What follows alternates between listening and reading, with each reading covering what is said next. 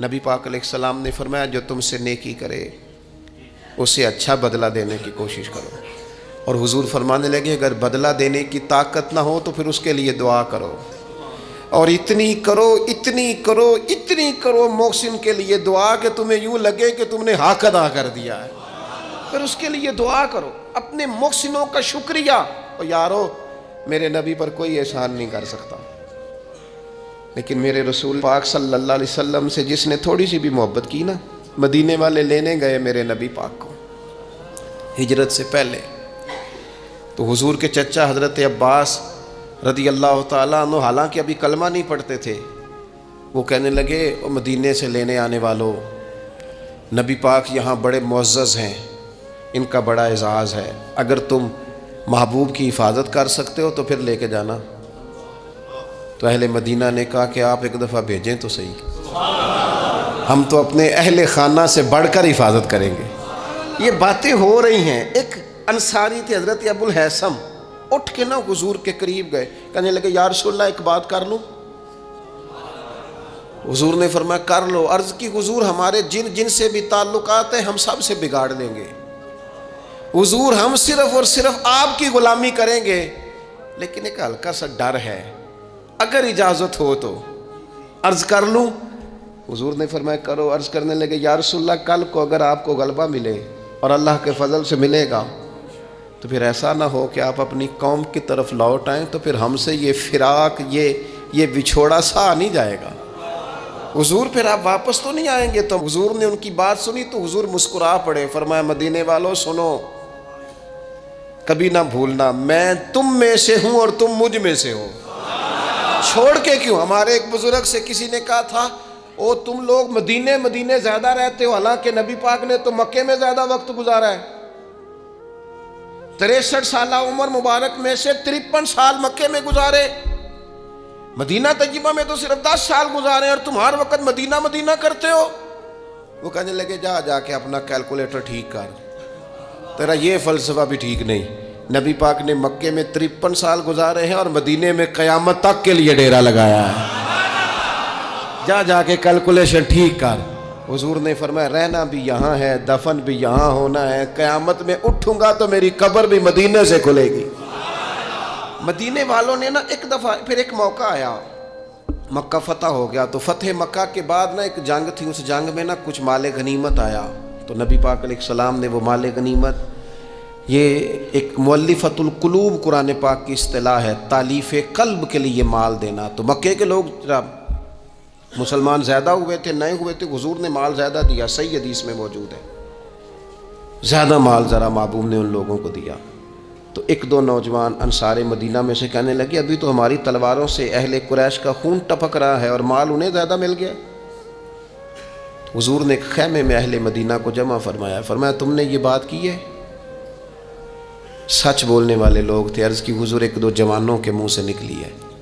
تو نبی پاک علیہ السلام نے فرمایا تم یہ کہہ سکتے ہو کہ یا رسول اللہ ان لوگوں نے تو آپ کو تکلیف دی تھی، ہم نے غلامی کی تھی، تم اگر کہو تو تم سچے ہو اس بات میں کہ یا رسول اللہ انہوں نے تو آپ کو نکلنے پہ مجبور کیا، ہم تھے جنہوں نے بازو کھول کے کہو تم یہ بات۔ تڑپ گئے اہل مدینہ۔ عرض کی حضور نہیں، ہم تو اندھیروں میں تھے، آپ کی برکت سے اللہ نے ہدایت کا نور عطا کیا۔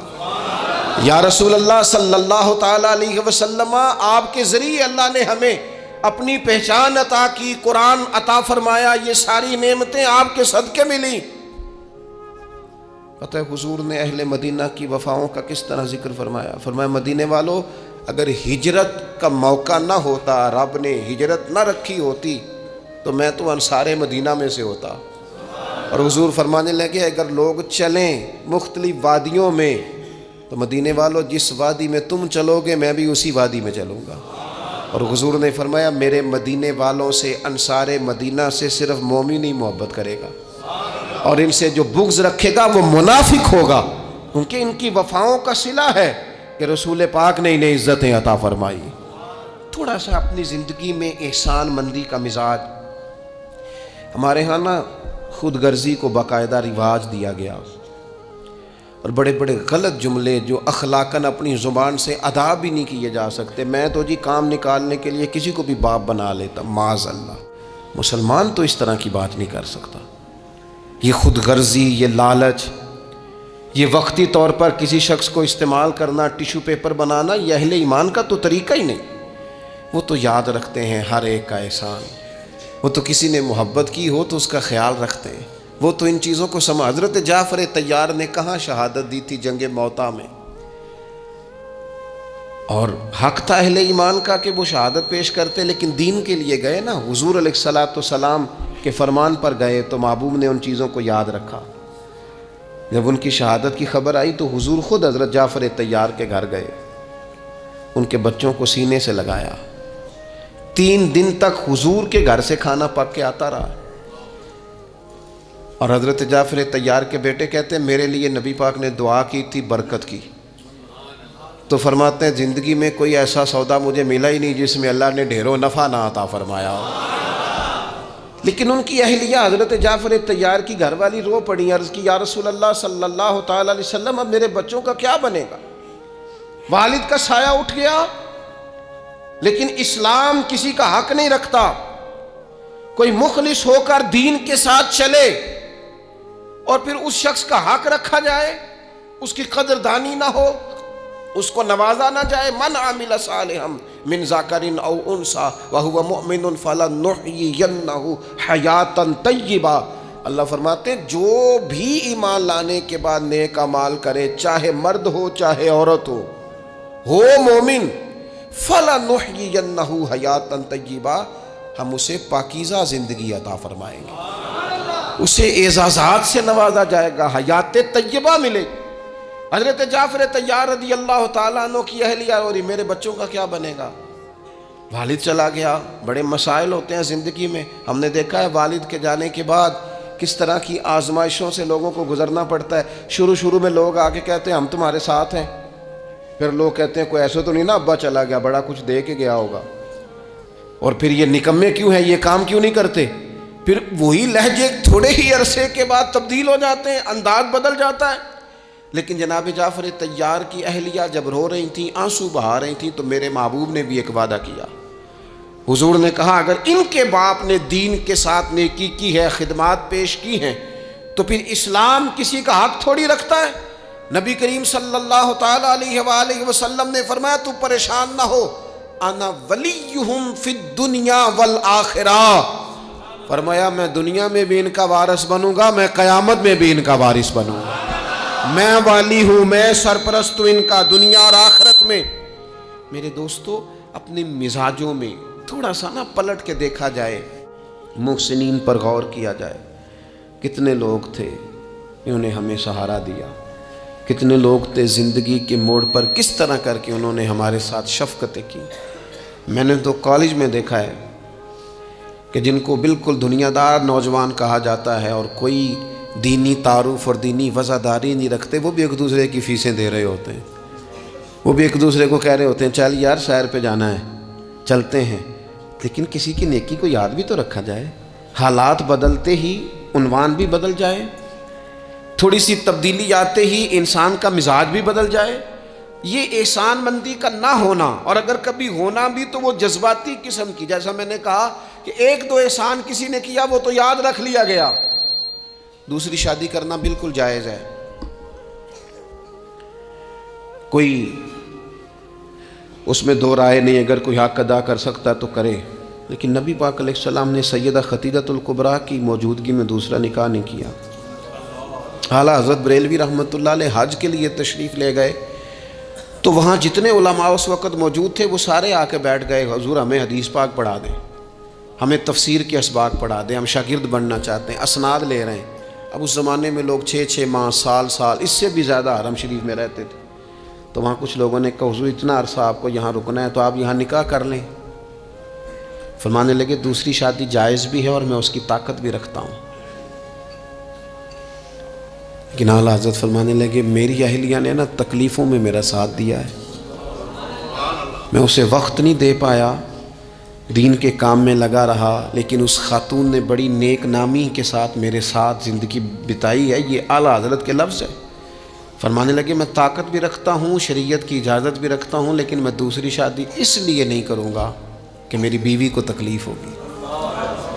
لیکن یہاں جناب حالات بدلے نہیں تو عنوان بدلا نہیں. میں نے کہا ہے کہ ناجائز نہیں کہہ رہا میں اس کو کسی مقام پر بھی، لیکن کچھ چیزیں ایسی ہیں جس کو آگے بڑھ کر ہم سیرت اور سوانے سے لے سکتے ہیں. سیدہ خدیجہ الکبریٰ رضی اللہ تعالیٰ عنہا نے حضور سید عالم علیہ السلام کے ساتھ وہ وقت گزارا تھا جو اسلام پر غربت کا وقت تھا، جو کفار کی اذیتیں برداشت کرنے کا وقت تھا، جس وقت معاذ اللہ کمر مبارک پر اونٹ کی اوجڑیاں رکھی جاتی تھی، راستے میں کانٹے بچھائے جاتے تھے، پتھر برسائے جاتے تھے. اس موقع پر سیدہ پاک حضور کی بارگاہ عالی مرتبت میں رہی. حضور کی ہر زوجہ کی کیا شان ہے. اور پھر سیدہ عائشہ صدیقہ جو محبوبہ ہیں محبوب خدا کی، کیا عظمتیں ہیں. پر سیدہ خدیجہ الکبریٰ کا انفرادی انداز ہے. حضرت عائشہ صدیقہ کہتی تھی میں نے اس خاتون پر ہمیشہ رشک کیا. بڑے سارے لوگ آتے تھے حضور سے ملنے، لیکن دروازے پر ایک خاتون بولی، جناب حالہ بنت خولد، دروازے پر خاتون بولی، اجازت مانگی السلام علیکم کے بعد میں آ جاؤں. تو سیدہ عائشہ صدیقہ فرماتی ہے محبوب نے جھٹ سے چہرہ مبارک اٹھایا، فرمایا یہ تو حالہ کی آواز ہے، یہ تو خدیجہ کی بہن ہے. یہ دیکھو کتنی آواز ملتی ہے، تو خدیجہ کی بہن ہے، حالہ کی، جلدی سے بلاؤ. کہتے وہ آ گئیں، بیٹھی، چلی گئی. میں نے عرض کی حضور اللہ تعالیٰ نے آپ کو بڑی بہتر ازواج دی ہیں، پر اس خاتون کا بڑا ذکر کرتے ہیں. تو سیدہ کہتی ہیں دیکھتے دیکھتے ہی حضور کے آنسو چھلکے، دیکھتے دیکھتے ہی رخساروں سے وہ نور بھری لڑی مبارک داڑھی کے قریب آنے لگی. محبوب فرمانے لگے جب لوگوں نے میرا حوصلہ توڑا تو عائشہ خدیجہ نے مجھے حوصلہ دیا. کہا لوگوں نے میرا انکار کیا، وہ مجھ پر ایمان لائیں. لوگوں نے مجھے جھٹلایا، انہوں نے میری تصدیق کی. اور پھر کہا اللہ نے مجھے جو اولاد دی وہ بھی خدیجہ الکبریٰ کے بدن سے دی. وَلَا تَنْسَبُ الْفَضْلَ بَيْنَكُمْ، آپس میں ایک دوسرے کے احسان بھلا نہ دو. وہ جس نے ایک موقع پر جب تم قرض میں الجھ گئے تھے تمہارے ساتھ نیکی کی ہے، وہ تمہیں ساری زندگی یاد رہی. اور جن بھائیوں نے، جس اہلیہ نے، جن دوستوں نے، ماں باپ نے، قریبی عزیزوں نے زندگی تمہارے نام کر دی، وہ تمہیں بھول گیا ایک منٹ میں. اپنی زندگی احسان مندی والی ہو. اس میں حضرت ابوبکر صدیق رضی اللہ تعالیٰ عنہ نے بڑا کریم محبوب کا ساتھ دیا. ایک موقع پہ نہیں، درجنوں مواقع پر حضور نے فرمایا میں نے سب کی نیکیوں کے بدلے دے دیے. ابو بکر کا بازو تھام کے لے جاؤں گا، رب ہی اسے اجر عطا کرے گا. حضرت صدیق اکبر رضی اللہ تعالیٰ عنہ کی ان باتوں کو میرے کریم نے ہمیشہ، بلکہ حضرت عمر کہتے ہیں میری اور جناب صدیق اکبر کی کسی بات میں شکر رنجی ہو گئی تھی، اور جناب صدیق حضور کے پاس چلے گئے اور جا کر کے عرض کیا کہ یا رسول اللہ صلی اللہ تعالیٰ علیہ وآلہ وسلم یہ معاملہ ہو گیا ہے.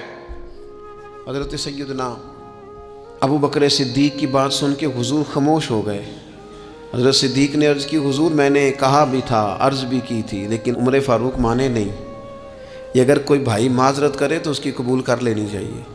ہمارے ہاں نا احساس ہونے پر منتیں کرتے دیکھے ہیں میں نے بھائی، اپنے بچوں سمیت آ کے بیٹھے دیکھیں اور چار یار غلطی ہو گئی تھی. وہ بندہ جس کی روزانہ لاکھوں غلطیاں رب معاف کرتا ہے، وہ کسی کی ایک خطا بھی معاف کرنے کو تیار نہیں ہے. شادی کا موقع ہے، منانے کے لیے جا رہے ہیں رشتہ دار، کہتے ہیں آج ہی تو ٹائم آیا ناراض ہونے کا، اور تیار ہی نہیں ہے، راضی نہیں ہوتے ہیں. یہ حدیث یاد رکھ لینا. نبی پاک علیہ الصلوۃ والسلام نے فرمایا جس کا بھائی اس کے پاس معذرت لایا، معافی مانگنے آیا اور اس نے معاف نہ کیا، محبوب فرماتے میرے حوض کوثر پہ نہ آئے، یہاں نہ آئے. وہ تیرا بھائی ہاں کوئی عقیدے کا مسئلہ تھا، کوئی شرعی معاملہ تھا تو بات اور تھی، ذات کے لیے بت بنا کے رکھے ساری زندگی، اور معافی دینے کو ہم تیار نہ ہوئے. احساس ہی نہیں پیدا کیا کہ وہ جو آ گیا ہے وہ تو اب آ گیا، اب ہمیں درگزر کا حکم تھا. حضرت ابوبکر صدیق رضی اللہ تعالیٰ عنہ نے معذرت چاہی، لیکن جناب عمر کے مزاج میں جلال تھا، وہ ناراض ہیں. حضرت صدیق حضور کی بارگاہ میں حاضر ہو گئے، سارا مدعا عرض کر دیا. حضرت عمر کہتے ہیں میں پیچھے گیا، اور جب میں گیا تو میں حال سارا سمجھ گیا. کہتے ہیں جب نبی پاک کی بارگاہ میں گیا تو جو حضور کے جملے تھے وہ جناب صدیق اکبر کی عظمت کو کہاں سے کہاں لے گئے۔ محبوب فرمانے لگے عمر کیا تم میری خاطر ابو بکر کو چھوڑ نہیں سکتے تھے؟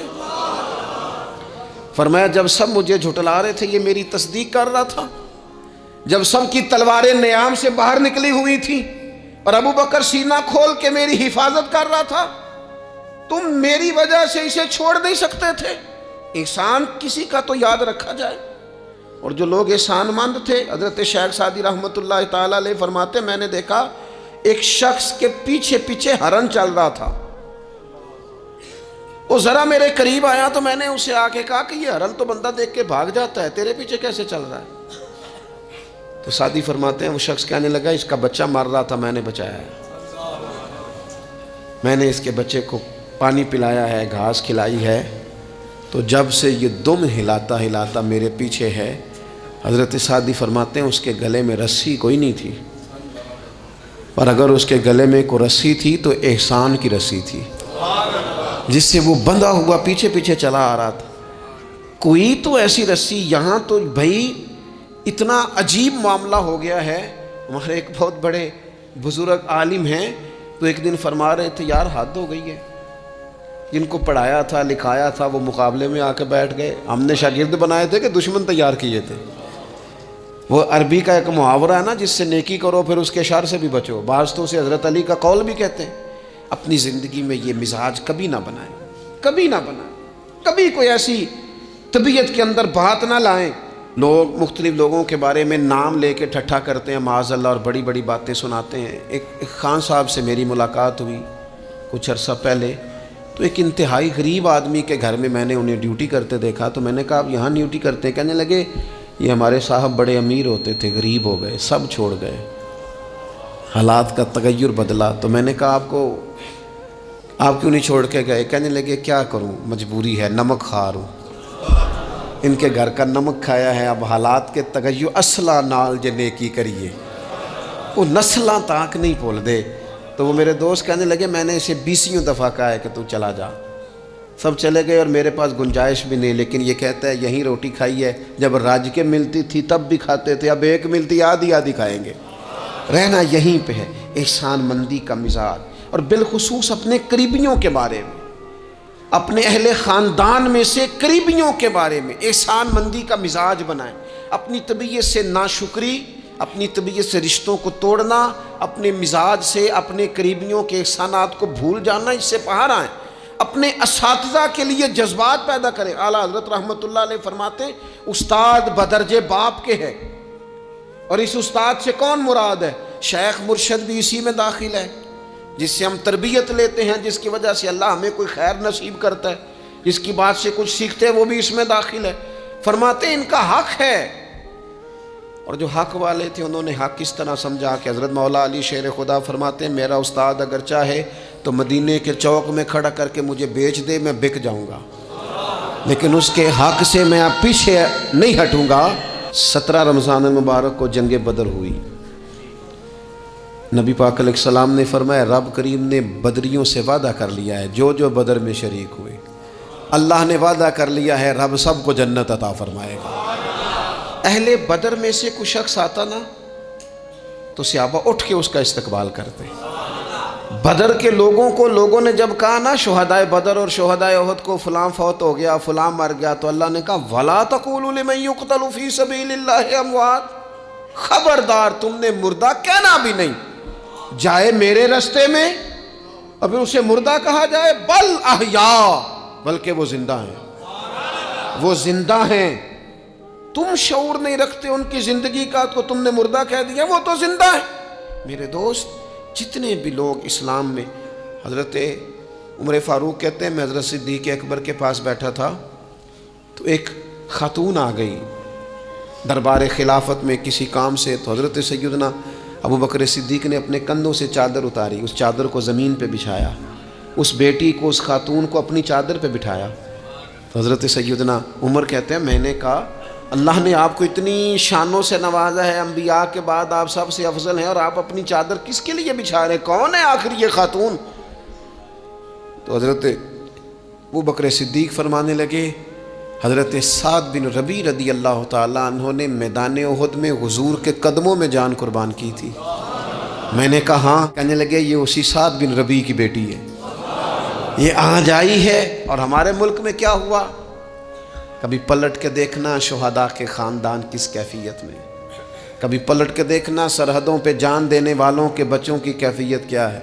کبھی کسی تقریب میں بلا لیا جاتا ہے، 2 جملے کہہ دیے جاتے ہیں، کوئی ایک آدھ میڈل بھی دے دیا جاتا ہے، لیکن کبھی پلٹ کے دیکھنا ان کی کیفیات کیا ہیں، ان کا خیال رکھا، ان چیزوں کو غور کیا گیا۔ کسی نے اگر کسی مقام پہ کوئی نیکی کی تو اس نیکی کا اعزاز رکھا گیا۔ میں نے تو اپنی زندگی میں دیکھا ہے، بڑا چھوٹا آدمی ہوں لیکن میں نے دیکھا ہے دین کا کام آپ تھوڑا کرتے ہیں، رب آپ کو اجر اتنا عطا کرتا ہے، اتنا عطا کرتا ہے کہ انسان شرمندگی میں پانی پانی ہوتا جاتا ہے کہ یہ تو بالکل میری اوقات ہی نہیں تھی، یہ تو کیفیات ہی نہیں تھی، یہ اس مسجد کے نقشے کی جب بات چل رہی تھی تو نقشہ منظور کرنے والوں میں سے ایک صاحب نے مجھے کہا اتنی بڑی مسجد بنا رہے ہیں تو وہاں تو آبادی کوئی نہیں، تو اتنی بڑی مسجد بنا رہے ہیں تو لوگ کہاں سے آئیں گے؟ تو میں نے کہا ہمیں تو پہلے بھی نہیں پتا کہاں سے آتے ہیں۔ وہ کہنے لگے نہیں پھر بھی کوئی اندازہ تو ہو۔ میں نے کہا کہ چلے مسلمان پر ویسے ہی اعتبار کرنا چاہیے، تو میں تو ویسے ہی پگڑی داڑھی والا ہوں، سچ بتاتا ہوں مجھے نہیں پتا کہاں سے آئیں گے، پر امید ہے کہ آ جائیں گے۔ اب جو آ رہے ہیں وہ مجھے صرف ایک ہی بات کہہ رہے ہیں، تہاڈی جگہ تھوڑی ہے، اے جگہ ذرا بدالو۔ میں نے کہا ذرا ٹھہر جاؤ، جو چیزیں ہو رہی ہیں ان کو ذرا مینج کر لیں۔ دیکھو اللہ تبارک و تعالی، اللہ کا رسول، دین کسی کا قرض نہیں رکھتا۔ ہمارے مخلص ہونے میں دیر ہوتی ہے، ہم اور جلدی شکوہ کرتے ہیں اپنی زبان پہ، اللہ تعالی ہمیں معاف فرمائے۔ بعض اوقات نہ چاہتے ہوئے کچھ ایسی باتیں آ جاتی ہیں جن میں بعد میں شرمندہ ہوتے ہیں، یار یہ جملہ کیوں کہا، دین تو بڑا اعزاز دینے والا۔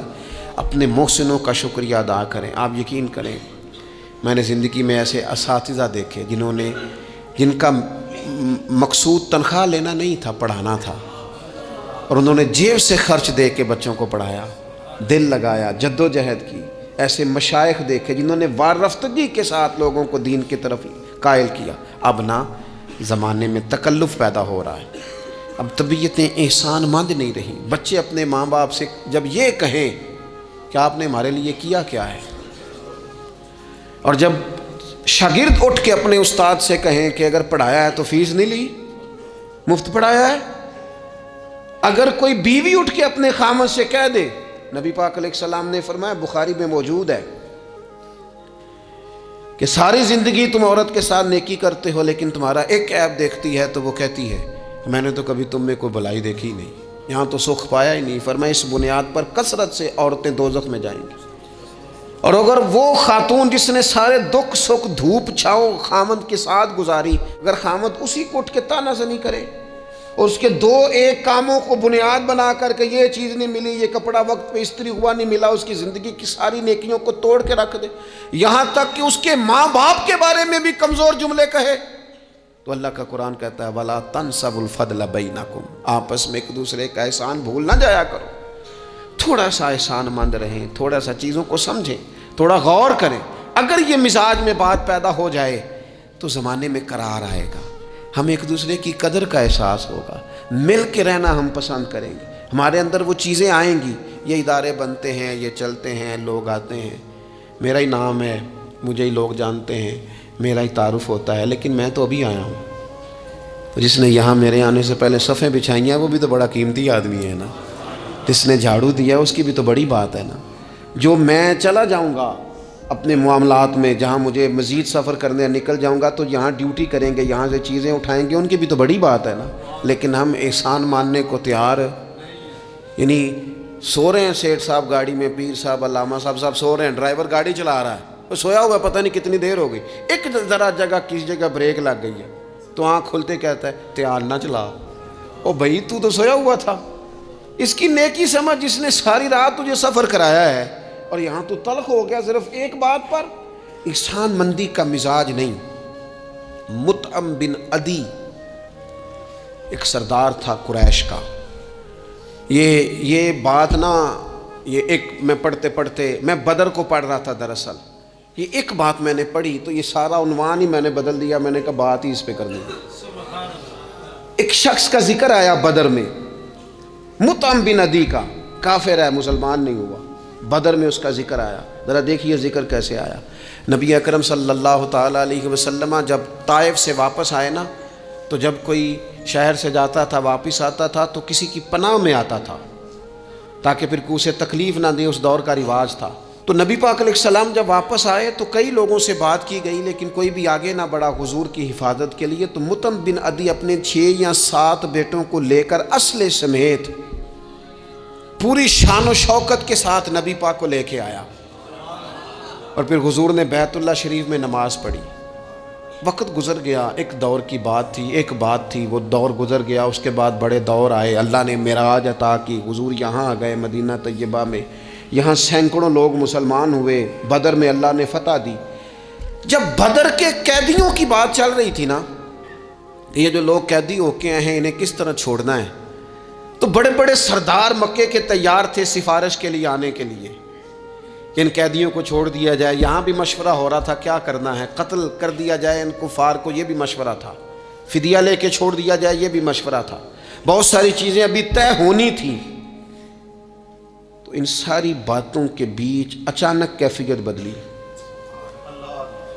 صحابہ کہتے ہیں باتیں ہوتے ہوتے ایک نیا رخ بات نے اختیار کیا۔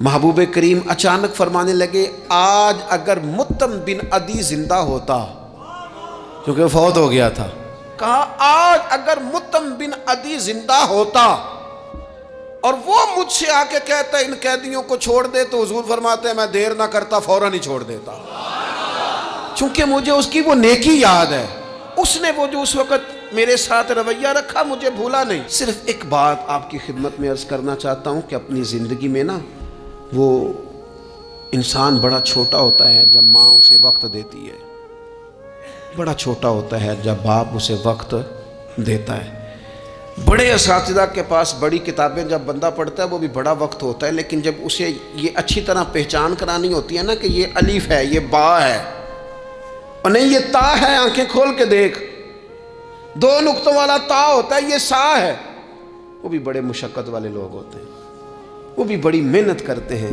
لیکن کیا کریں بھول جاتے ہیں لوگ، نہیں یاد رہتا۔ وہ جس کی بات سن کے اللہ نے دین کی توفیق دی، اس کی بات سن کے اس طرف مائل ہوئے، پھر ریسرچ کی اور پھر اسی کو ان پڑھ کہنا شروع کر دیا، پھر کہا کہ اوہ توجہ تو اس نے دلائی تھی پر یہ بندہ ہی ٹھیک نہیں۔ یہ ہمارے ہاں عجیب ناشکری کا اور احسان فراموشی کا مزاج آیا ہے۔ ہمیں ہمارا دین کہتا ہے آپس میں ایک دوسرے کے احسانوں کو بھلانا نہ، اور نیکی کا بدلہ ہمیشہ نیکی رکھنا۔ حضور نے فرمایا شکریہ ادا نہ کر سکو تو محسن کے لیے دعا ضرور کر۔ اپنی زندگی، یہ جو لوگ احسان مند ہوتے ہیں نا یہ بڑے نفیس لوگ ہوتے ہیں، یہ حدود کے اندر ہوتے ہیں، یہ بڑے باادب ہوتے ہیں، ان کی زندگی سلجھی ہوئی ہوتی ہے، ڈھلی ہوئی ہوتی ہے، یعنی یہ وہ لوگ ہوتے ہیں جن کا کوئی ہوتا ہے، یعنی ان کی کوئی سند ہوتی ہے، ان کے کوئی پیچھے ہوتا ہے، ان کی کوئی بہک ہوتی ہے، انہیں کوئی کہنے والا ہوتا ہے، ان کا کوئی استاد مرشد ہوتا ہے، انہوں نے کسی سے سیکھا ہوتا ہے، ان کی کوئی پشت ہوتی ہے، یعنی یہ وہ ہوتے ہیں جن کا کوئی ہوتا ہے۔ اور جو کہے کہ میں تو ساری محنت آپ ہی کی تھی، ابے بھی کچھ نہیں سی دیتا، بھائی بھی چھٹ گئے سن، فلانا بھی تو بھائی تو ڈھلا ہوا ہی نہیں ہے، ایسا آزاد بندہ، اس طرح کی کیفیات، یہ انداز درست نہیں ہے۔ اپنی زندگی کو احسان مند بنائیں۔ ہم بڑے لوگوں کے احسان مند ہیں، آپ یقین کریں کبھی سوچتے ہیں تو ڈھیر سارے لوگ ایسے ہیں جن کے بارے میں سوچتے ہیں یار تیرا شکریہ کیسے ادا کریں گے، کہاں سے وہ لفظ لائیں گے جن سے تیرے بڑے سارے زندگی میں لوگ ہوتے ہیں۔ بس اپنا مزاج احسان مندی والا بنائیں، نہ جزا دے سکیں اور نہ کوئی بدلہ دے سکیں تو دعا کے تو الفاظ ادا کیے جا سکتے ہیں۔ ایک ضروری بات آخر میں آپ سے یہ عرض کرنی ہے، یہ جو رمضان المبارک کا آخری عشرہ ہوتا ہے نا یہ بڑا قیمتی ہے۔ میں پہلے بھی دوستوں سے عرض کرتا رہتا ہوں کہ ہم نا یہ آخری 10 دن اکثر بازاروں میں گھوم کے گزار دیتے ہیں، پہلے بھی ساری خریداری کی جا سکتی ہے۔ بخاری مسلم میں حدیث ہے، سیدہ عائشہ صدیقہ رضی اللہ تعالیٰ عنہ فرماتی ہیں آخری 10 دن جو رمضان کے ہوتے تھے حضور خود بھی بیدار ہوتے تھے، ہمیں بھی بیدار کرتے تھے۔ یہ راتیں بیدار رہنے کی ہیں، شب قدر کی تلاش کی ہیں۔ نبی پاک نے اعتکاف فرمایا ہے، کوشش کریں، جو تو اعتکاف بیٹھ رہے ہیں وہ تو بڑے باعث مبارکباد ہیں، جو نہیں بھی نہ بیٹھ رہے وہ بھی اپنے اپنے علاقے کی مساجد میں کوشش کریں، ایک رات مل جائے، 2 مل جائیں، 4 مل جائیں، جتنا اضافی ٹائم ملے آخری 10 دنوں میں وہ مسجد میں گزاریں۔ زیادہ سے زیادہ وقت قرآن پاک پڑھیں، استغفار پڑھیں، درود پاک پڑھیں، یہ 3 ہی وظیفے ہیں ان کے ساتھ۔ اور رات کا وقت کوشش کریں قیام میں گزرے، نوافل میں گزرے، جہاں جہاں بھی آپ، اس کو ہم نے ضائع نہیں کرنا۔ یاد آتی ہے تو آنسو بھی نکلتے ہیں، دعا بھی نکلتی ہے۔ تھے کچھ لوگ پچھلے سال جو اس سال موجود نہیں ہیں، وقت تیزی سے گزر رہا ہے، تو یہ سعادتیں بڑی قیمتی ہیں، ان کو ضرور حاصل فرمائیں۔